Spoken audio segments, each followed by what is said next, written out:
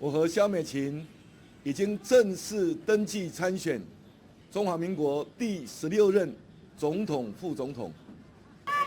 共算，萧美琴，共算，萧美琴，共算。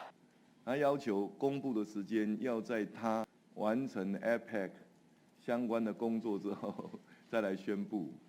我那时候在想说，那恐怕是要到11月20号左右了，那恐怕是所有政党推荐的候选人组当中，我们会是最后的一组了。